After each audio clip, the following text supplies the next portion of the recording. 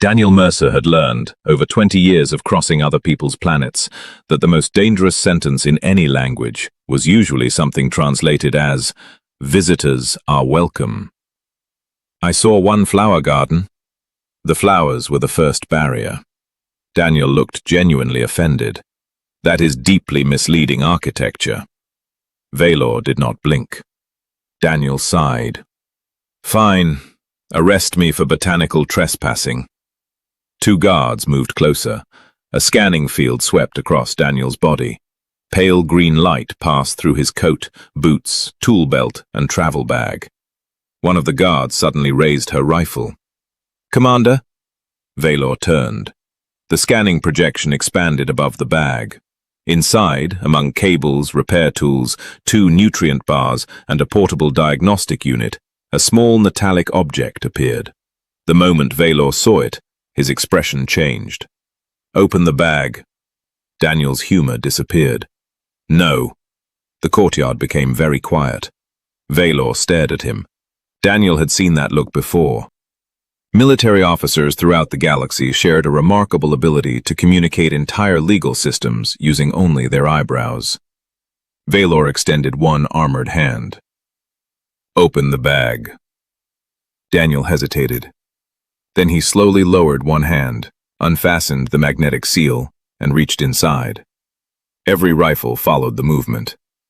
He removed a small object wrapped in fabric. Even damaged, it was clearly expensive. A flattened oval of white metal, burned along one edge. A royal crest had been engraved into its surface. Vaelor took one step closer. "A palace emergency beacon." Daniel said nothing. "Those devices are restricted to members of the royal family." "I noticed." "Where did you get it?" Daniel looked at the beacon.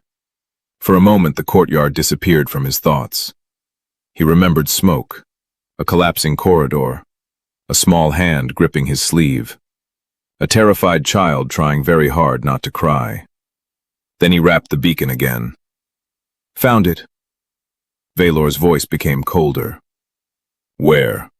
Daniel looked at him. "That part is complicated. Make it simple. I've tried that with my life. It hasn't worked so far."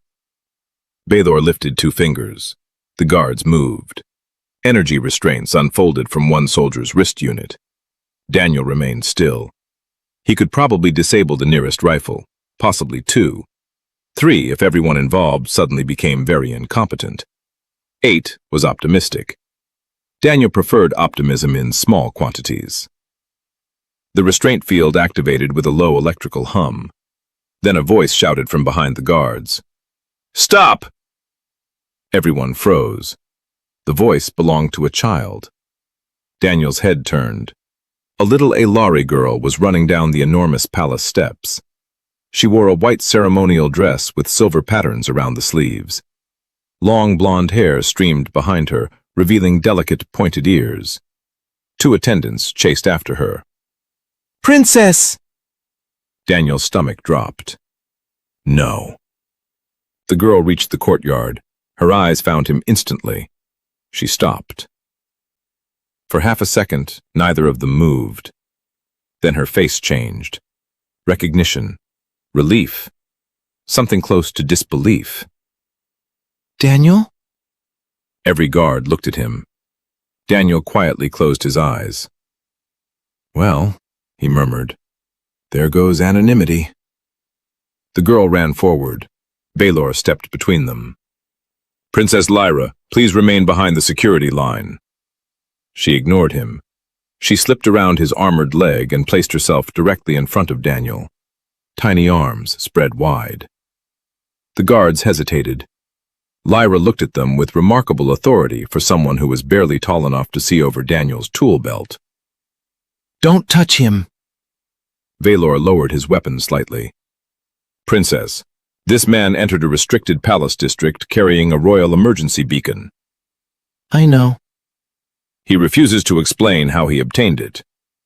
"I know that too." Daniel stared at her. "You really have become helpful."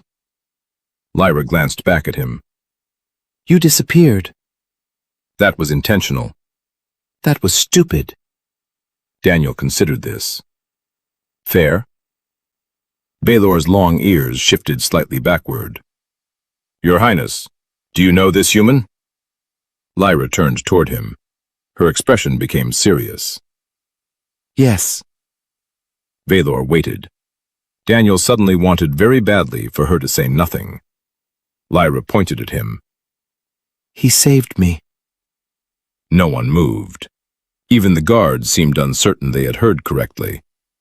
Vaelor looked toward Daniel, then back to the princess. Saved you from what? Lyra's small hands slowly lowered. The attack. Daniel felt cold. Vaelor frowned. What attack? The Veyron attack. The silence that followed was different. Heavier. 3 months earlier, terrorists had attacked a diplomatic station carrying the princess and members of the royal court. Daniel knew because he had been there. He also knew what happened afterward, or thought he did. Vaelor's voice became careful. Princess Lyra, Palace security rescued you from your evacuation capsule. No. Vaelor stared. Lyra shook her head. They didn't find me. She looked up at Daniel. He did.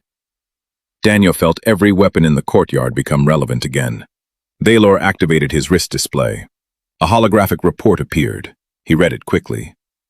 The official rescue record states, "It's wrong." Vaelor stopped. Daniel looked at the floating document. Something was missing. His name. His ship registration. The emergency medical scan he had transmitted. Everything. Daniel stepped closer despite the guards. Show me the timestamp. Vaelor looked at him sharply. Why? Because I sent a distress transmission 17 minutes before your people arrived. Vaelor stared at the record. There is no distress transmission. Daniel's expression hardened. There should be. The humor left his voice completely. Lyra looked between them. Vaelor expanded the security archive. Data unfolded across the courtyard. There was no human traveler, no maintenance vessel, no emergency signal, no record that Daniel Mercer had ever been anywhere near the station. Someone had erased him. Daniel looked down at the damaged beacon in his hand. Then he looked toward the vast palace rising above them. He had entered the courtyard because of a broken map. Now he understood something much worse. Whatever had happened 3 months ago had not ended with the attack. Someone inside this palace had made certain the truth disappeared. Daniel had expected a prison cell. Instead, he was escorted through a corridor whose floor illuminated beneath every step, past walls of transparent crystal that displayed slow-moving constellations, and into a chamber large enough to park a civilian shuttle inside. He looked around. If this is where you interrogate criminals, I may start committing better crimes. Commander Vaelor did not answer. Princess Lyra did. There are smaller rooms. Daniel glanced at her. Thank you. That was comforting. Lyra walked beside him as if she had personally decided the guards were now Daniel's escorts rather than his captors. Every few steps she looked back at the soldiers, making sure none of them came too close. The effect would have been intimidating if she had not been carrying one of Daniel's nutrient bars. She had taken it from his bag without asking. Apparently royal authority extended to snacks. At the end of the chamber stood 2 enormous doors. They opened without sound. Queen Seraphine waited beyond them. Daniel recognized her immediately, though he had only seen her on public transmissions before.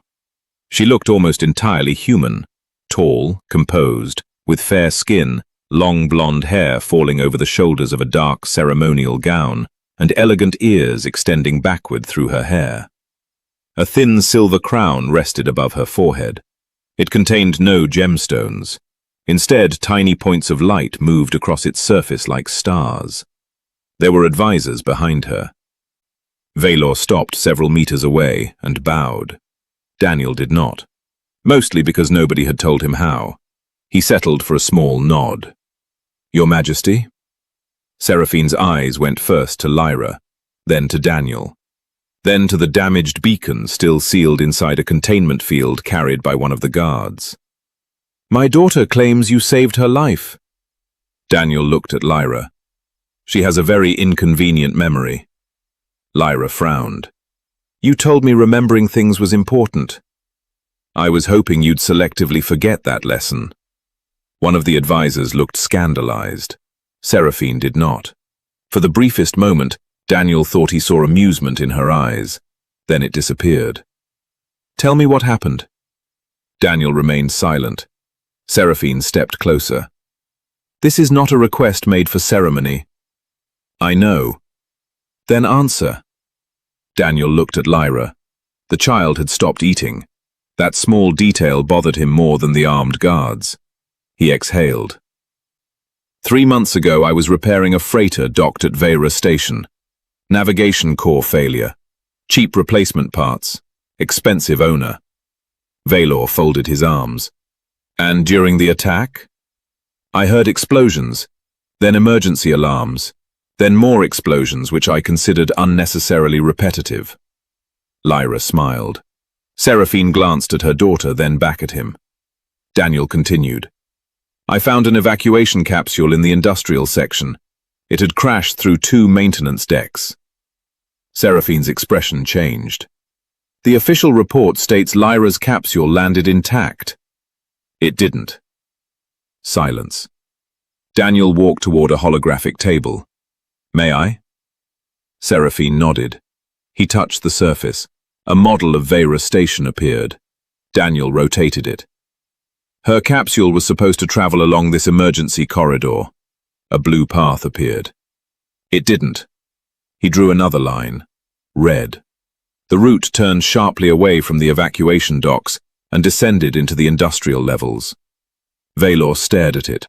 "That trajectory would require manual override." "Yes." "From inside the capsule?" "No." Daniel looked at him. "External command." Lyra moved closer to her mother. Daniel continued quietly. "When I reached her, enemy drones were searching the level." Seraphine's hands tightened. "You fought them?" Daniel shrugged. "I introduced them to industrial explosives." "How many?" "Drones?" "Yes." 7. Vaelor's eyebrows lifted. "With what weapon?" Daniel looked almost embarrassed. "A pipe." Lyra laughed. Seraphine stared at him. "A pipe?" "It was a very good pipe." He touched the hologram again. Another path appeared through the station. "I carried Lyra through maintenance tunnels. We reached a secondary rescue platform 23 minutes later." Lyra finally spoke. "He kept talking." Seraphine looked down at her. "Talking?" "He said the station was badly designed." Daniel raised a finger. "It was." "He said if we lived, he was going to complain to the engineers." "I still intend to." Lyra smiled. "He said the universe should stop putting dangerous things behind doors marked maintenance." Vaelor looked at Daniel. "That sounds familiar." Daniel ignored him. Seraphine knelt in front of her daughter. "Why did you never tell me this?" Lyra's smile disappeared. "I tried." The room became still. Seraphine's face hardened. "What do you mean?" "After they brought me home, I told the doctors there was a human." She looked at Daniel. "They said I was confused." Daniel's jaw tightened. Lyra continued. "They said I remembered someone who wasn't there." Seraphine rose slowly. Vaelor immediately activated his wrist terminal. "Retrieve Princess Lyra's post-rescue medical record." A projection appeared. He scrolled. His expression darkened. "There is no mention of a human." Daniel looked over his shoulder. "Search distress transmissions." Vaelor did. Nothing. "Search civilian vessels docked during the attack." Nothing. Daniel stepped closer. "My ship was registered as Wayfarer 7. Vaelor searched again. No result. Seraphine looked at Daniel. You are certain? I spent 6 years paying for that ship. I'm painfully certain it exists. Vaelor opened a deeper archival layer. The system hesitated. Then a warning appeared. Access history corrupted. Nobody spoke. Daniel leaned toward the display. That's interesting. Seraphine looked at him. You sound pleased. I'm an engineer. Broken things make me employable. He expanded the error. Several sections of data had been erased with surgical precision. Not damaged. Removed. Vaelor's face became colder. These archives cannot be altered without royal-level authorization. Daniel's expression changed. Then whoever did it wasn't cleaning up after the attack. He pointed at the missing telemetry. They were cleaning up after me. Seraphine stared at the fragmented records. Daniel reached into his coat. 3 guards raised their weapons instantly. He stopped. Still very welcoming. Slowly, he removed a small data module. I copied something before I left Vera Station. Vaelor took it. What? The emergency beacon transmitted a partial navigation log before it failed. He inserted the module into the table. A stream of corrupted symbols appeared. Most were meaningless. Then one sequence stabilized. An encrypted command signature. Vaelor went rigid. Seraphine saw it too. What is that? Daniel looked at her. A remote override code. Whose? He studied the pattern. Then he looked toward the towering palace windows. Someone using your palace encryption. Lyra moved closer to her mother. Seraphine's face lost all warmth. Daniel understood the implication immediately. The attack had not simply reached the royal family. It had started somewhere close enough to wear their colors. Daniel spent the next 6 hours discovering that being an honored guest of a queen felt remarkably similar to being under arrest, except the chairs were more comfortable. 2 guards remained outside his assigned chamber. A third stood inside.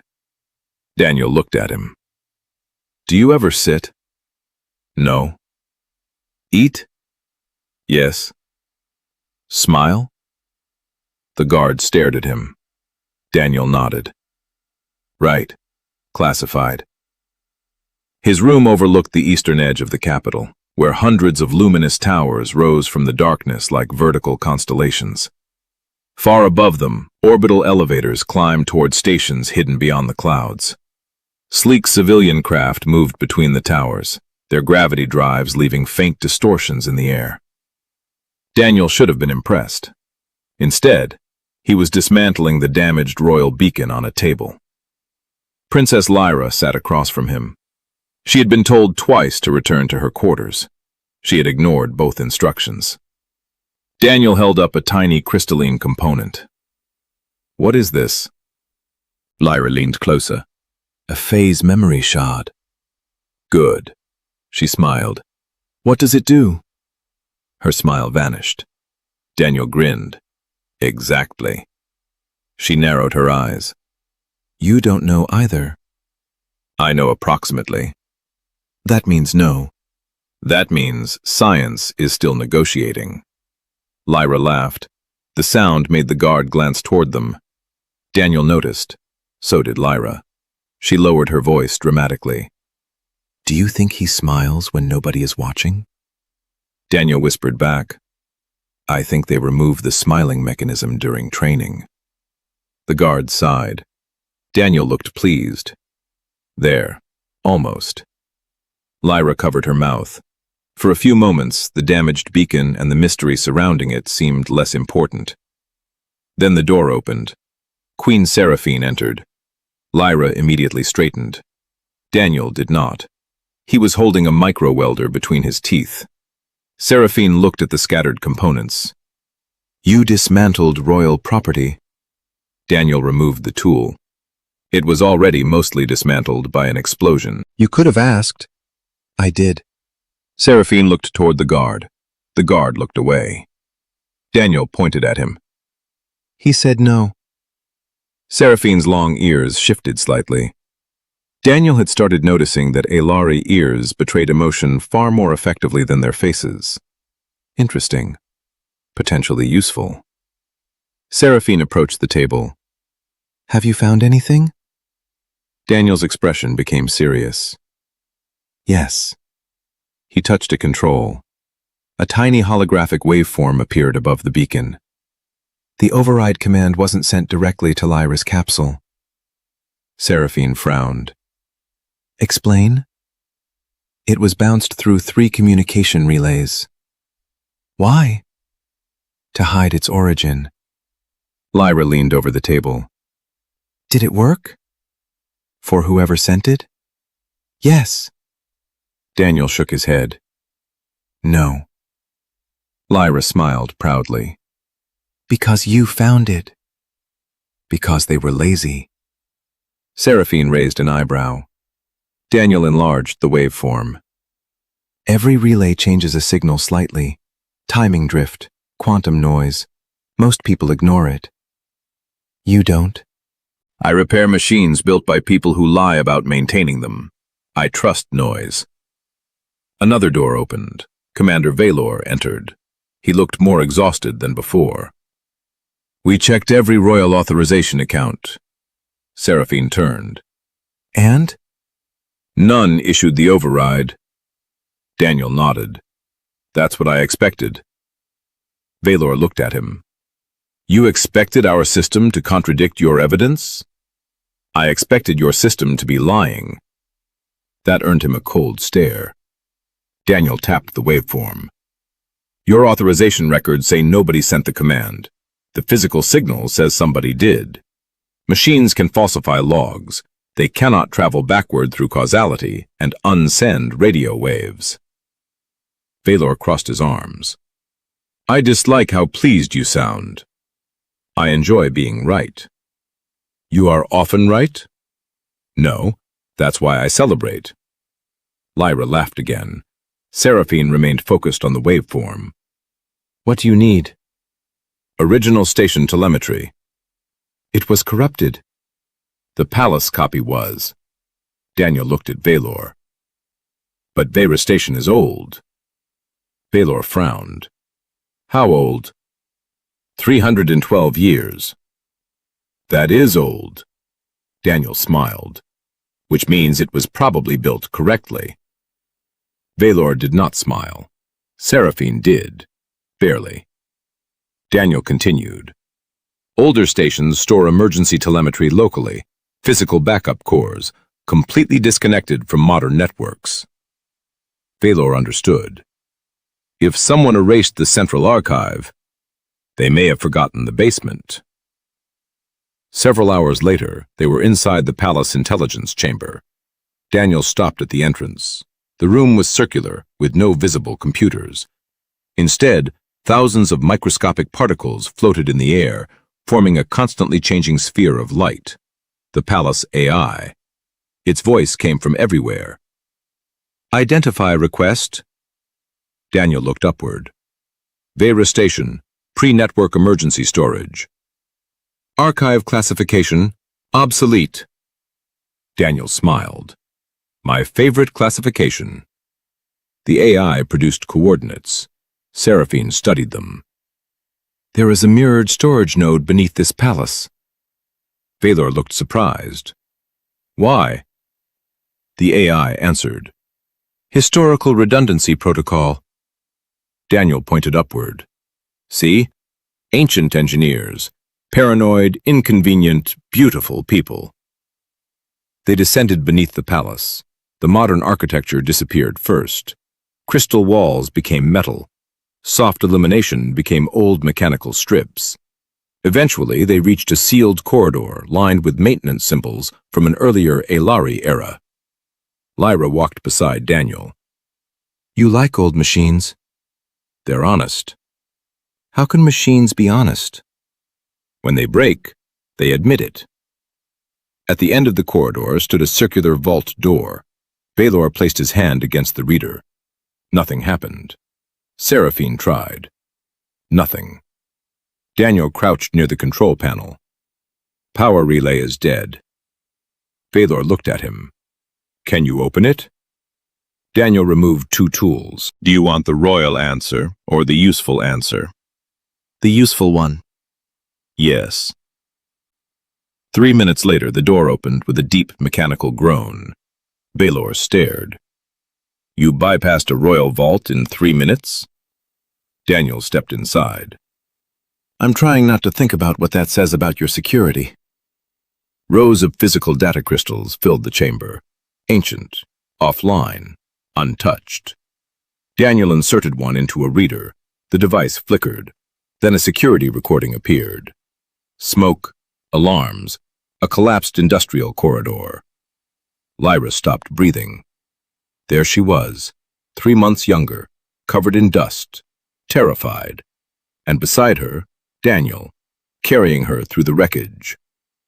Seraphine stared at the image. For the first time since Daniel met her, the queen looked genuinely shaken.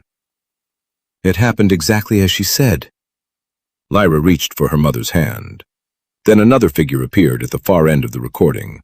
Armored, tall, royal insignia. Vaelor stepped closer. His face went still. The figure turned. It was him. Seraphine slowly looked at her commander. Vaelor whispered, I was never there. Nobody moved. Daniel stared at the footage. Something bothered him. He replayed it. Once, twice. Then he froze the image. A polished wall panel stood behind the figure. Smoke reflected in it. Emergency lights reflected in it. Daniel reflected faintly at the edge, but Vaelor did not. Daniel leaned forward. That's not him. Seraphine looked at him. What? Daniel pointed at the wall. No reflection. Vaelor stared. Daniel's voice became quiet. The footage has been altered. Then the vault door slammed shut behind them. The lights turned red. A mechanical voice announced, Atmospheric purge initiated. Daniel looked upward. Lyra looked at him. Is that bad? He listened as air began hissing from the chamber. Yes. He reached for his tools. This time, extremely. The first thing Daniel noticed was not the red emergency lighting, the sealed vault door, or even the warning that the chamber was being emptied of breathable air. It was the temperature. It dropped fast. Of course, he muttered. Seraphine looked at him sharply. Of course what? Why merely suffocate us when the palace can also freeze us? Lyra looked worried. Vaelor did not. He was already at the door, forcing his armored fingers into the narrow seam. It did nothing. The atmospheric purge system continued pulling air from the vault with a deep mechanical howl. Daniel crouched beside the ancient control panel and tore away its outer plate. Inside was a nest of crystal relays, copper conductors, and mechanical switches. He smiled. Seraphine noticed. You look pleased again. Old technology. We are dying. Yes, but we're dying near something repairable. That is not reassuring. It is to an engineer. Daniel reached into his tool belt. His diagnostic scanner flashed once and died. He slapped it. Nothing. Wonderful. Vaelor glanced back. Problem? The purge system is disrupting modern electronics. Can you stop it? Daniel looked at the ancient circuitry. Maybe. Lyra crouched beside him. Seraphine immediately pulled her back. Stay away from the panel. Daniel nodded. Your mother is right. Lyra frowned. You let me help before. That was when the machine wasn't actively trying to murder us. I can still help. Daniel pointed toward a mechanical pressure gauge on the wall. Read that number. Lyra hurried over. 62. Tell me when it reaches 40. Seraphine looked at him. What happens at 40?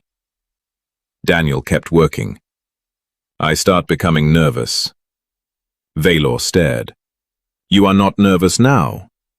I'm using humor. That means I am extremely nervous.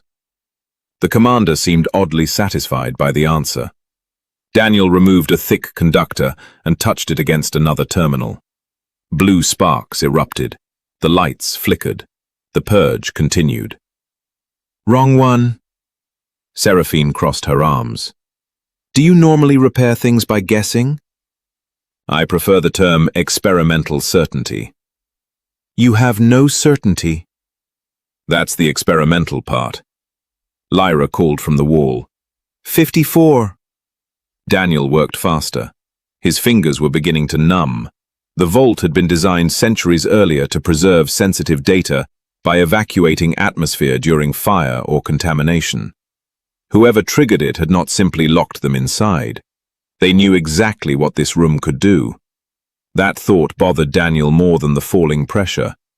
Someone was watching their investigation closely enough to react within minutes.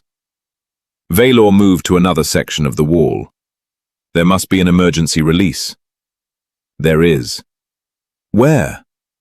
Daniel pointed at the sealed door. On the other side. Vaelor stared. Daniel shrugged. Ancient engineers were paranoid, not always thoughtful. 47, Lyra said. Daniel found a narrow bundle of 3 wires hidden behind the crystal relay. One was silver, one black, one dull red. He hesitated. Seraphine noticed. You do not know which one. I know exactly which one. Which? One of these 3. Seraphine closed her eyes. Daniel smiled faintly. Your Majesty, if we survive, I strongly recommend improving palace maintenance labeling. If we survive, you can redesign the entire basement. That is the nicest thing anyone has ever said to me. Lyra called again. 42. Daniel cut the silver wire. Nothing happened. 41. He cut the black wire. The purge intensified. Everyone looked at him.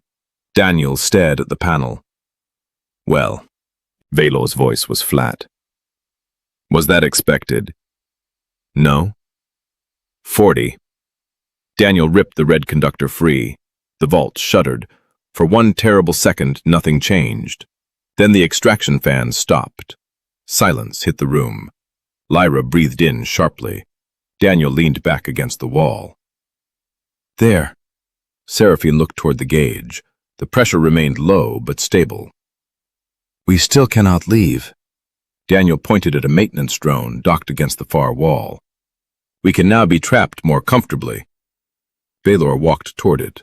The drone was ancient, little more than a round chassis with articulated arms. Will this work? Probably not. You are very encouraging. That's why people hire me. Daniel opened the drone's access panel. Unlike the modern devices upstairs, its systems were mechanical enough to function despite the electromagnetic interference. He connected 2 bypass wires. The drone awakened with a weak chirp. Lyra smiled. It's cute. It's older than your dynasty. Seraphine frowned. It is not. Daniel looked at her. See? Already bringing the family together through historical disagreement. The drone rolled toward the vault door. Daniel directed one arm into a maintenance port. The machine rotated an internal release shaft. Once, twice, then stopped. Vaelor raised his weapon. Daniel looked at him. What exactly are you planning to shoot? The door? And after that? Vaelor lowered the rifle. I dislike you. That means we're becoming friends. The drone chirped again. The shaft turned. The vault door released with a violent metallic crack. Fresh air rushed inside. Lyra laughed. Seraphine closed her eyes for a moment. Vaelor immediately moved into the corridor, weapon raised. No attacker waited outside. Only darkness. Daniel stepped through after him. Then he stopped. One of the corridor cameras was moving. Slowly, tracking them. Daniel looked directly into it. Hello. The camera froze. Seraphine followed his gaze. Someone triggered the purge remotely. Yes. Vaelor checked his wrist unit. No external access is recorded. Daniel nodded. That's becoming a theme. They returned to the archive terminal. The altered recording still glowed above it. Vaelor's false image stood in the smoke. Daniel enlarged the hologram. This wasn't added casually. Seraphine stepped closer. What do you mean? Whoever created it knew enough about Commander Vaelor to imitate his armor, posture, even his gait. Vaelor's face hardened. A palace insider. Or someone with palace surveillance access. Daniel zoomed farther in. A tiny distortion appeared near the false Vaelor's shoulder, a compression artifact. Embedded beneath it was a fragment of metadata. Not enough for a name, but enough for a destination tag. Daniel read it twice. Seraphine saw his expression. What? He projected the code. Vaelor went silent. Seraphine's long ears lowered slightly. The tag belonged to the Royal Security Ministry. And attached to it was an authorization chain originating from the private office of Minister Kalis, Seraphine's most trusted intelligence advisor. Lyra looked between the adults. Is he bad? Daniel stared at the code. Maybe. Seraphine's voice was colder. You do not sound convinced. I'm not. Vaelor looked at him. Why? Daniel pointed at the evidence. Because whoever erased me was careful enough to rewrite medical records, station logs, royal telemetry, and security footage. He looked toward the darkness beyond the vault. People that careful don't usually leave their name attached to the crime. Seraphine understood immediately. Kalis may be another false trail. Daniel nodded. Which means someone doesn't just want us to stop investigating. He looked at Vaelor's fabricated image, then at the minister's authorization tag. They want us to accuse the wrong person. By morning, the royal palace had become one of the most technologically advanced buildings in the galaxy, protected by handwritten notes, mechanical locks, and Daniel Mercer's increasingly offensive opinions about modern security. Seraphine stood in the center of a private strategy chamber, watching him tape a strip of paper across a polished access panel. What does that accomplish? Daniel wrote something on it. Do not connect this to anything. He stepped back. Security. Vaelor stared at the note. That is not security. It is if everyone obeys it. They will not. Daniel nodded. Then we've identified the second security problem. Lyra sat at the far end of the table, drawing small pictures on another sheet of paper Daniel had given her. Seraphine had protested when he first suggested isolating critical palace systems from the network.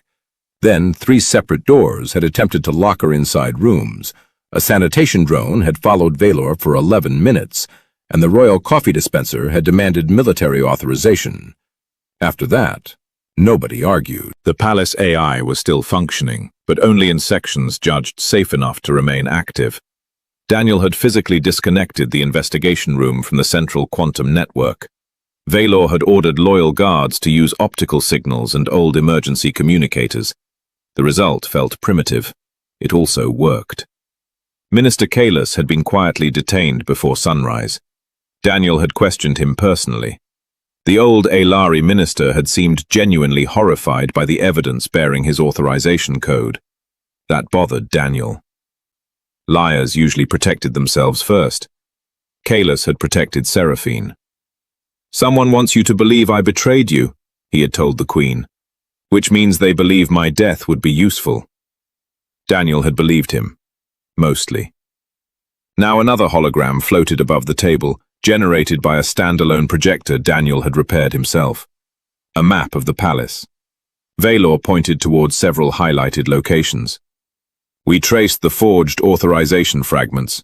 All passed through administrative relays used by the Royal Council. Seraphine's expression hardened.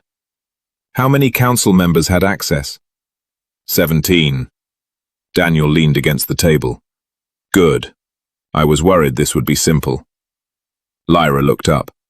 Is simple bad? No. Then why did you say that? Because adults enjoy complaining even when things make sense. Seraphine gave him a look. Daniel straightened. Some adults. Vaelor expanded the map. One relay pulsed.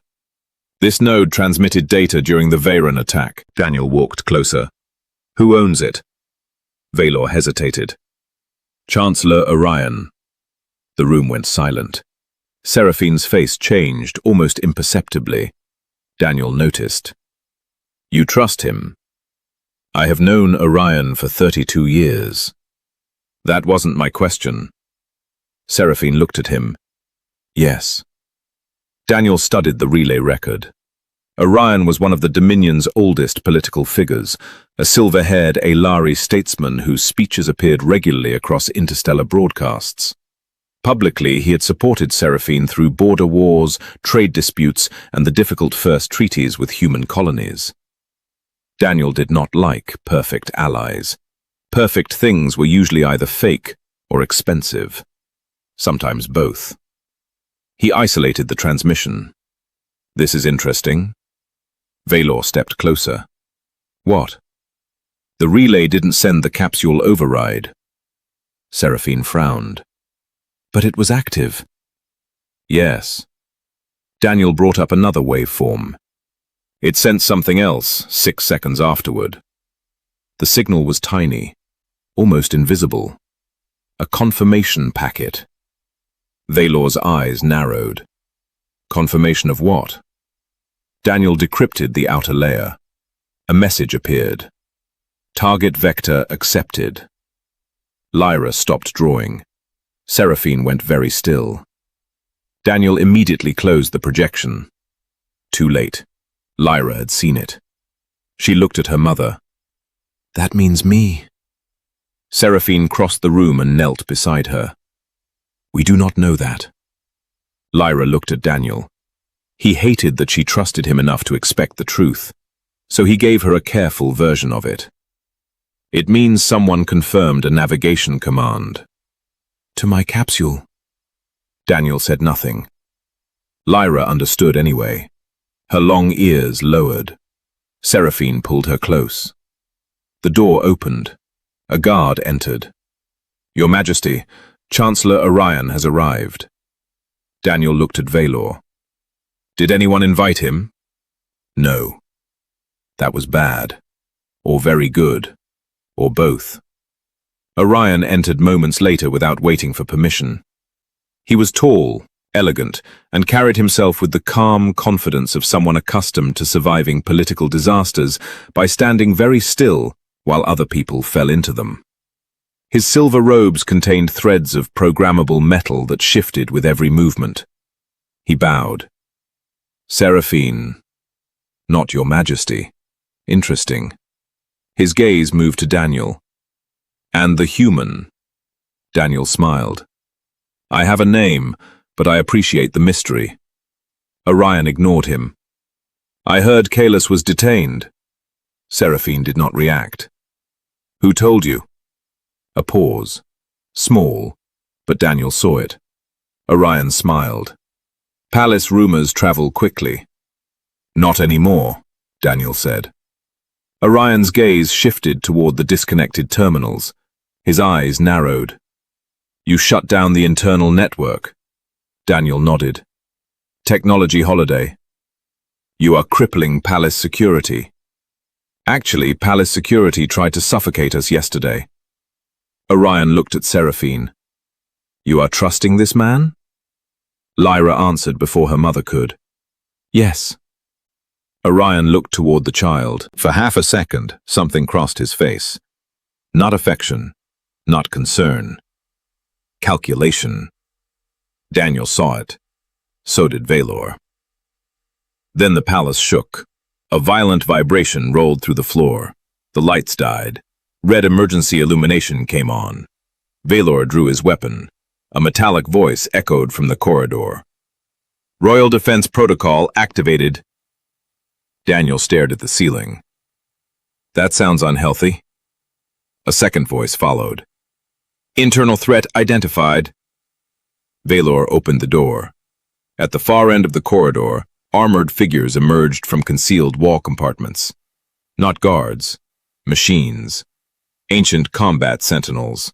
Tall, black, insect-like frames unfolded from storage recesses that had not been opened in centuries. Their eyes ignited. Seraphine stepped forward. Those systems were decommissioned. Daniel watched weapon ports open along their arms. Apparently nobody told them. Orion moved toward the opposite exit.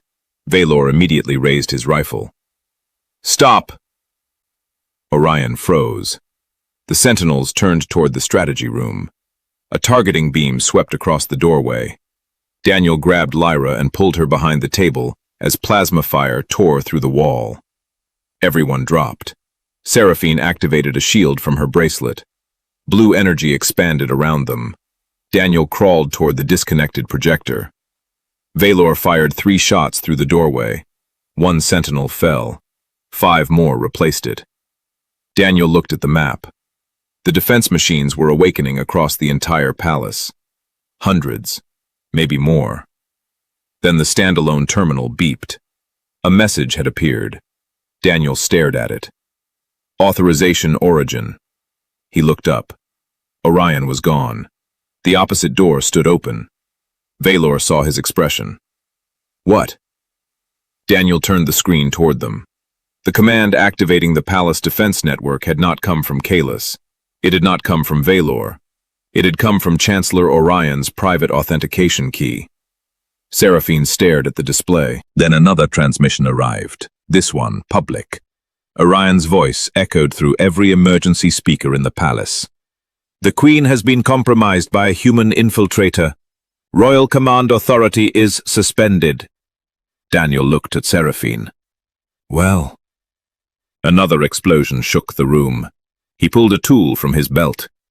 "I think we finally annoyed the correct person."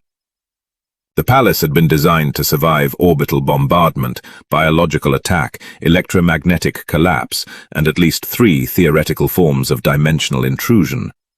It had not been designed to survive Daniel Mercer with a screwdriver. He was beginning to consider that an advantage. Another burst of plasma fire struck the corridor outside the strategy chamber. Seraphine's shield rippled violently, throwing pale blue light across the walls. Vaelor fired through the doorway. "3 more sentinels!" Daniel crawled beneath the damaged holographic table. "Only 3. Vaelor looked back. That was not optimism. It sounded like optimism. Lyra was crouched beside her mother, both hands covering her ears. Seraphine kept one arm around her daughter while maintaining the shield with the other. "Daniel!" "I know. What do you know?" "That shouting my name usually means I'm expected to fix something." A section of ceiling exploded. Daniel winced. "See? Very consistent." He yanked open a maintenance panel beneath the table. Fiber conduits glowed inside, feeding power to the room. Modern systems. Networked. Compromised. Useless. Daniel pulled them free. The lights died completely. Vaelor turned. "What did you do?" "Improved the atmosphere." The emergency illumination flickered back on.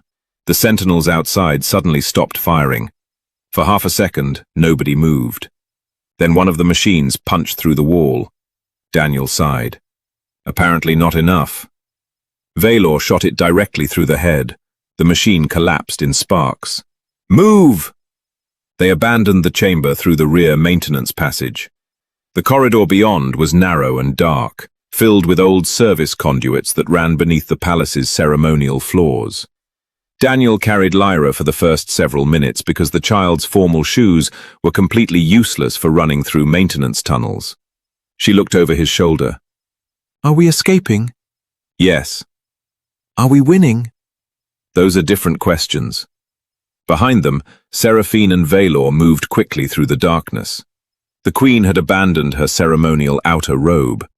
Without it, she looked less like an untouchable monarch and more like what she truly was, a frightened mother trying very hard not to appear frightened. Daniel respected that. He understood fear. Pretending not to have it was usually how people got killed. Vaelor checked his disconnected tactical scanner. No signal from the loyal guard units. Because the network is controlled, Daniel said. We need communication. We need the palace stupid. Seraphine looked at him. What? Daniel stopped walking. We keep trying to outsmart Orion inside a system he already owns. Vaelor frowned. So? So we stop using the system. We already disconnected half the palace. Half isn't enough. Seraphine understood first.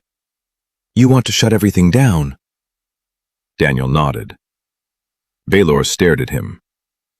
The entire palace? Yes. That includes shields. Yes. Life support. Yes. Defense. Yes. Communications. Daniel nodded. You're following beautifully. Vaelor took one slow breath. You want to turn the royal palace into a dead structure. For a few minutes. Seraphine looked ahead into the darkness. And Orion loses control of the Sentinels. Everything he's using depends on the central quantum intelligence. Vaelor shook his head. The palace has not undergone a total shutdown in centuries. Daniel smiled faintly. Then we're making history. Lyra raised her hand. Can I help? No, Seraphine and Vaelor said together. Daniel considered. Actually, Seraphine looked at him. No. There's a manual master disconnect. No. It may require 2 people. No. Lyra whispered. I like this plan. Daniel nodded. So do I. Seraphine stared at both of them. I am surrounded by children. Vaelor muttered. I am beginning to agree. They reached the lower power chamber 20 minutes later. The doors were enormous mechanical slabs, older than most of the palace above. Daniel forced open the control housing. Inside was a physical lever. Red. Very large. Lyra's eyes widened. Daniel pointed at it. See? Ancient engineers understood drama. Seraphine looked at the markings. Pulling this disconnects the quantum core. And nearly everything connected to it. What remains? Emergency atmosphere reserves, mechanical doors, independent reactor containment. Vaelor checked the corridor. And if the emergency systems fail? Daniel looked at him. We'll have several exciting minutes. Nobody laughed. Daniel sighed. Tough room. Seraphine placed her hand on the lever. It did not move. Daniel joined her. Still nothing. Vaelor stepped beside them. On 3. Lyra pushed against the bottom of the lever. Seraphine looked down. Lyra, I'm helping. Daniel smiled. Royal supervision. Seraphine gave up arguing. 1. The palace trembled. 2. A distant explosion echoed. 3. They pulled. The lever moved. Every light vanished. The palace died. For the first time in 600 years, the royal residence of Illyrian became silent. No AI voice, no hovering drones, no gravity lifts, no hidden mechanisms humming behind walls. Nothing. Lyra whispered into the darkness. Did we break it? Daniel switched on a small chemical lamp. Its warm glow illuminated their faces. Yes. She smiled. Good. Vaelor activated a primitive beam light attached to his armor. Sentinel signals are gone. Daniel nodded. Orion just lost his army. Seraphine looked toward the upper levels. And we lost our communications. Not all of them. Daniel removed the damaged royal emergency beacon from his coat. Seraphine stared. That barely functions. It barely functions digitally. He turned it over. but royal emergency devices have independent burst transmitters. Vaelor understood.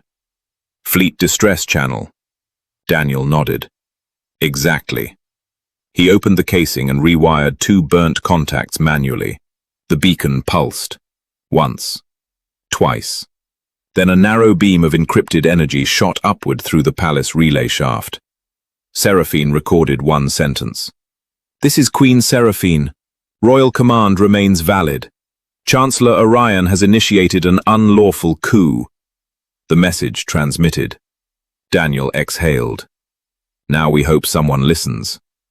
A metallic scraping sound came from the darkness. Vaelor raised his rifle. A figure emerged from the corridor. Not a sentinel, a wounded royal guard. "Your Majesty!" He collapsed. Vaelor caught him. "Report." The guard struggled to breathe. "Orion, moving toward the west hangar." Daniel frowned. "Why?" "Private shuttle." Lyra suddenly looked up. "What kind?" The guard described the vessel. A narrow diplomatic craft. Triple-phase drive. Old model. Lyra's face changed. "I heard it." Seraphine turned toward her. "When?" "On Vaelor Station." Everyone stared. Lyra swallowed. "When my capsule changed direction, there was a sound, a low vibration." Daniel crouched in front of her. "Like what?" She hummed it. 3 uneven pulses. Daniel froze. He knew that drive signature. Old Aelari triple-phase engines had a distinctive harmonic imbalance during encrypted command transmission. He looked at Seraphine. That shuttle sent the override. Vaelor's expression hardened. Then the original command hardware may still be aboard. Daniel stood. If Orion leaves with it, we lose the cleanest evidence we have. Seraphine's face became cold. He is not leaving. They ran. Without gravity lifts, the journey to the west hangar was brutal. Dark stairwells, emergency ladders, smoke-filled corridors. Twice they passed inactive combat sentinels frozen like black statues. Daniel slapped one affectionately as he passed. "Much better." Vaelor looked at him. "You are touching the machine that tried to kill us." "It has improved." The hangar doors were already opening when they arrived. Orion's shuttle sat on the launch rail. Its independent reactor was active. The Chancellor stood at the boarding ramp with 2 armed loyalists. He saw Seraphine. For the first time, his composure broke. "You should have remained in the strategy chamber." Daniel stepped beside the Queen. "You should have used a less memorable engine." Orion's eyes shifted toward him. "You." Daniel smiled. "Yes. Still inconvenient." The Loyalists fired. Vaelor returned fire. Seraphine pulled Lyra behind a loading column. Daniel dove beneath the shuttle's wing. The engines began charging. Orion ran up the ramp. Daniel saw a maintenance junction beneath the hull. Old model. External fuel stabilization. He grinned. Perfect. He ripped open the panel and jammed his screwdriver into the emergency interlock. The shuttle screamed. Its drive shut down instantly. Orion stumbled as the ramp locked beneath him. Vaelor reached him seconds later. The Chancellor turned. There was nowhere left to go. Seraphine approached slowly. "You tried to kill my daughter." Orion said nothing. Lyra stepped out from behind the column. He looked at her. That was enough. Vaelor placed restraints around his wrists. Daniel climbed into the shuttle. Behind the pilot seat, connected to a shielded transmission module, he found a small black device. Physical memory. Offline storage. Impossible to alter remotely. He removed it carefully. Seraphine entered behind him. "What is it?" Daniel activated the module. A sequence of original command logs appeared. Capsule override. Archive deletion orders. Sentinel activation codes. Every command signed by Orion's hardware. Daniel looked at the Queen. "This." He handed it to her. This is the part of history he couldn't erase. 3 days after Chancellor Orian's arrest, the palace lights came back on. Not all at once. Daniel insisted on that. He stood inside the restored central systems chamber with his sleeves rolled up, one hand inside an open control panel, and the other holding a cup of coffee that had been reheated so many times, even the palace AI had stopped identifying it as food. Try the east grid. A technician activated the circuit. Soft white illumination spread across the holographic walls. No explosions, Daniel said. Vaelor stood behind him. Your standards remain troubling. They are realistic. The commander looked toward the ceiling. Yesterday, the gravity in the west corridor reversed. For 6 seconds. 3 guards hit the ceiling. They're alive? Vaelor stared. Daniel took a drink. Progress. The investigation had moved faster once Orian's private hardware was recovered. The offline transmitter contained everything he had believed permanently hidden. The command redirecting Lyra's evacuation capsule, the forged security records, the false evidence implicating Vaelor and Minister Kalis, and encrypted communications with council members who had helped prepare the coup. Orion had not acted out of simple ambition.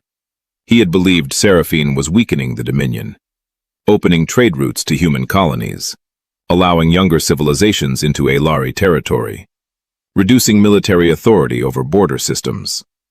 To Orion, Lyra represented the future of that policy. So he had tried to remove the future. 7 council officials were arrested before sunrise. 3 more surrendered. Kalis was released publicly. Vaelor's name was cleared, and Lyra's original medical testimony was restored to the royal archives exactly as she had first given it.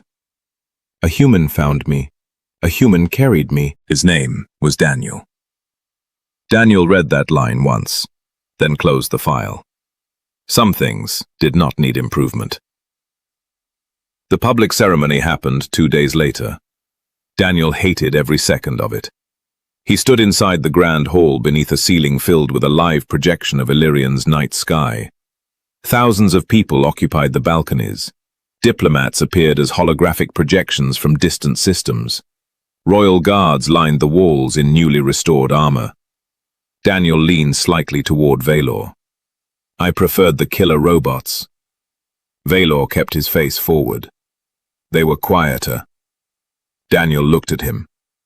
That was almost humor. No. It absolutely was. No. I'm proud of you. Vaelor's long ears moved backward. Daniel smiled. Queen Seraphine entered with Lyra beside her. The hall went silent. Seraphine wore no ceremonial battle mantle and no heavy crown. Only the simple silver circlet Daniel had first seen when he was dragged into the palace as a suspected criminal. Lyra saw him and waved. Half the court turned. Daniel gave a small wave back. One advisor looked horrified. He waved at him too. Seraphine reached the center of the hall. A hologram appeared behind her. The original Vera station recording began to play.